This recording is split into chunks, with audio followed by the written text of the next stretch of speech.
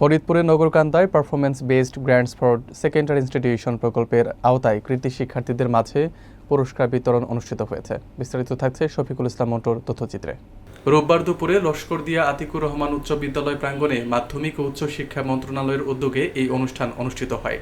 অনুষ্ঠানে সভাপতিত্ব করেন জেলা শিক্ষা কর্মকর্তা বিষ্ণুপদ ঘোষাল এবং সঞ্চালনা করেন বিদ্যালয়ের প্রধান শিক্ষক নজরুল ইসলাম খান। প্রধান অতিথি হিসেবে উপস্থিত ছিলেন নগরকান্দা উপজেলা নির্বাহী কর্মকর্তা দবির উদ্দিন। বিশেষ অতিথি হিসেবে বক্তব্য রাখেন প্রফেসর মোহাম্মদ জাহিদুল ইসলাম, উপজেলা প্রাণী সম্পদ কর্মকর্তা সাইফুল ইসলাম, উপজেলা বিএনপির সাবেক সিনিয়র সহসভাপতি হাবিবুর রহমান তালুকদার, নগরকান্দা প্রেস ক্লাব সভাপতি শওকত আলী শরীফ ও বিভিন্ন বিদ্যালয়ের শিক্ষকবৃন্দ।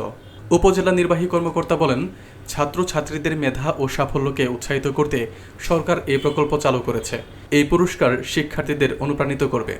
অনুষ্ঠানে বিভিন্ন শিক্ষা প্রতিষ্ঠানের শিক্ষক, অভিভাবক ও শিক্ষার্থীদের উপস্থিতিতে প্রাণবন্ত পরিবেশে পুরস্কার বিতরণ সম্পন্ন হয়।